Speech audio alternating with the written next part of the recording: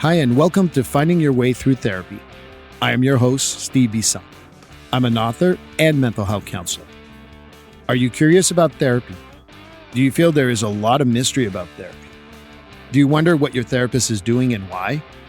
The goal of this podcast is to make therapy and psychology accessible to all by using real language and straight-to-the-point discussions.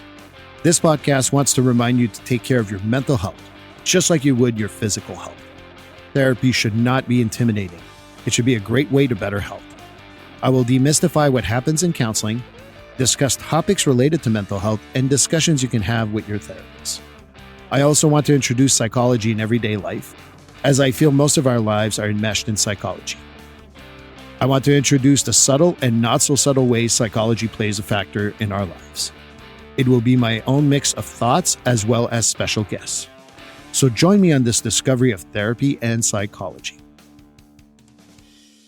Hi, and welcome to episode 22 of Finding Your Way Through Therapy. I'm Steve Bisson. We're going to talk about bereavement today and grief. But before I do that, I hope that you got a chance to listen to episode 21. If you haven't done so, please do. My conversation with Bill and Kara was amazing.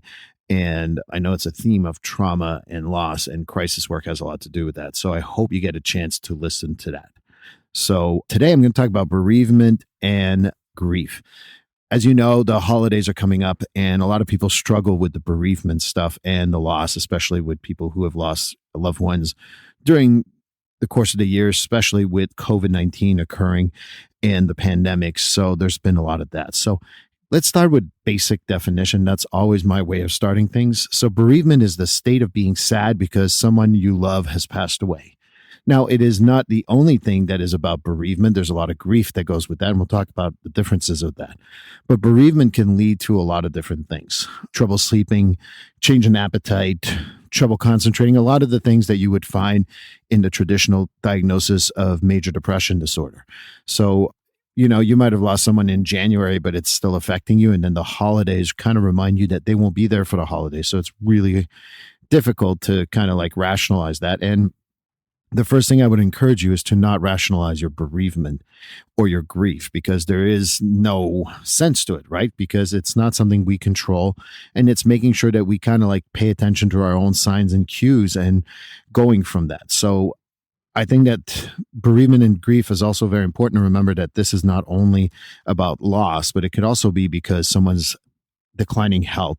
It could be one of your loved ones has declining health, or you had an end of a relationship during the course of the year and you're missing them during the holidays. There's a lot of different things that go into the bereavement and grief stage, and we can definitely talk about that. I mean, everyone that I work with, I talk about Elizabeth Kubler-Ross, and I know a lot of my colleagues in the field will say, well, that's been disproven. She even said it in her deathbed, blah, blah, blah. But again, I always like to think about that if it is, and it could be very well true, but I do think that with the stages of grief, there's some value in that, and keeping that in mind is very important. She originally had an order to him. She obviously changed her mind, but let me go through the stages of grief. But remember, there is no order. This is something that is just going to happen in different orders. So the first one is denial. You avoid the information, you are confused about the information, and you try not to deal with it. That's the denial stage. Anger is when you start lashing out at other people. It could be loved ones. It could be something that doesn't even relate to the loss. It just could be just you lashing out at others. The third stage that she talks about is bargaining. And that's when I talk about the 7 dirty words really come in. What if, what could have been, what should have been, what would have been, a lot of buts. I think that that's the stuff that happens with bargaining, is that we start going through that thought process. And absolutely normal, by the way. This is one of the things that I hope you get from this conversation, is that this is absolutely normal. This is not something that is abnormal. Then depression, and we talked about the major depression disorder stuff, but it's, trouble sleeping, being upset, crying, feeling hopeless, and stuff like that occurs. And then the final one is acceptance, where you accept the death. One of the things that I would argue, just like a lot of people would, these are good steps, but they're never in the same order, and they can change. So you get to acceptance. You might be in denial about something else. You might fall into anger, even if you've accepted the loss. There's no order to it, and it's something that keeps on going up and down. It stabilizes with time, obviously, but it doesn't mean you don't fall back in other parts of your stages of grief because of that. So something to keep in mind, because I don't want anyone to say, well, this is the order that Steve told me. I've never set an order. It's just what Elizabeth Kubler-Ross talked about. I really believe that there's a lot of value in what she talked about. So that is why I want to kind of support that and recognize that she had a lot of good ideas in regards to that. The other thing too is that, we're November now. It's the holidays and it's going to happen a whole lot. Personal story, and me, I try to share as much as I can. I personally hate the month of December. I don't mind November. December is very difficult for me, and I keep it up for my kids. I keep it up for others. But having lost my grandmother in December about 15 years ago, having lost my father about 6 years ago in December, and something very personal is we had 2 miscarriages with me and my ex-wife that I think about pretty much every December. Frankly, I think about it a lot. And so the holidays brings a lot of that. I also had a few clients pass away, including someone who passed away from suicide.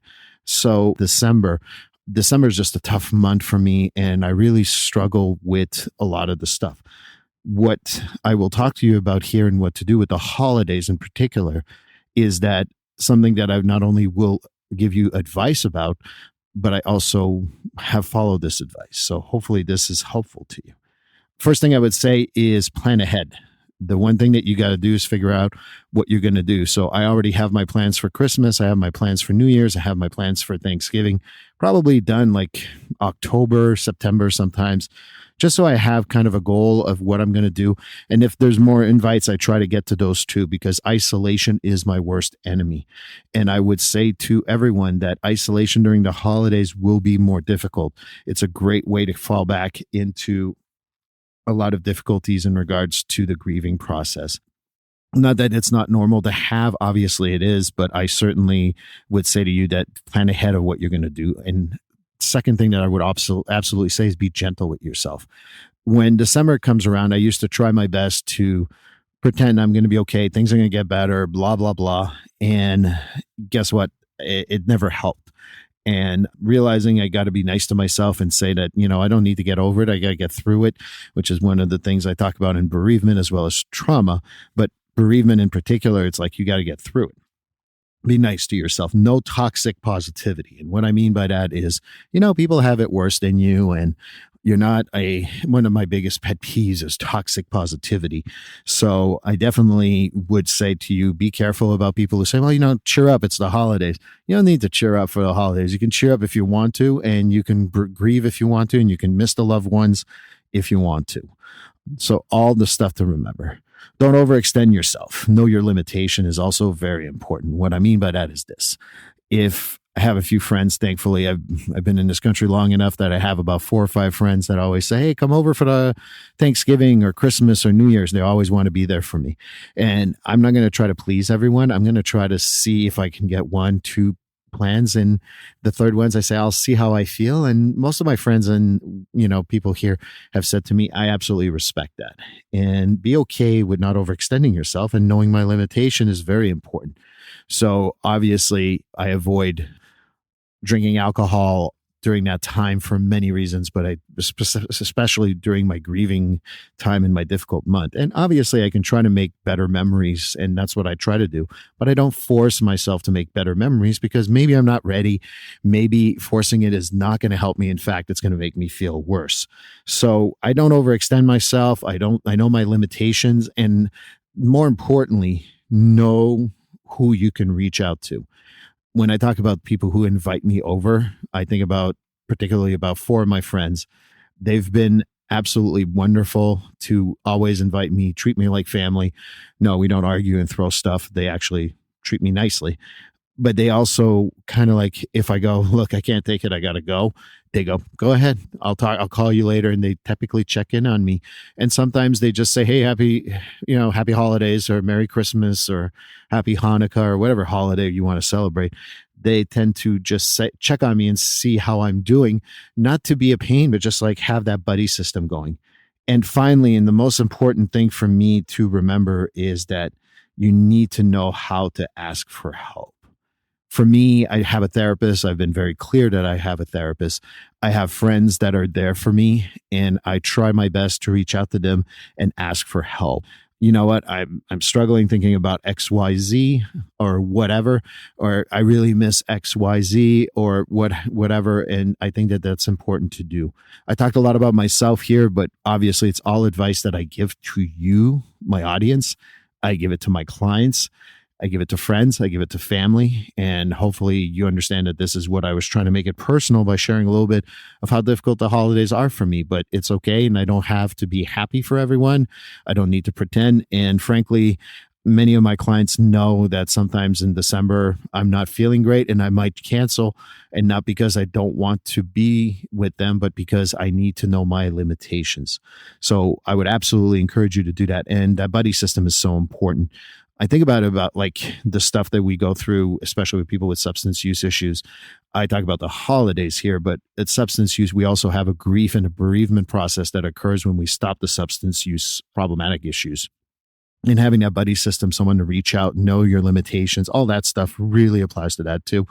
So that is why I would say that during the holidays, know all these things and obviously find someone you can trust. Episode 23, another great episode. I got to tell you, I can't tell you how excited I am to share with you my conversation with Blythe Landry. Blythe has been a friend of mine for 6 years, and she wrote a great book called Trauma Intelligence. And she will be sharing a little bit about that book, obviously. And we're going to talk about our own views of trauma and things like that. So I hope that you can join us for episode 23. It's going to be very exciting. Also understand that this is for entertainment purposes.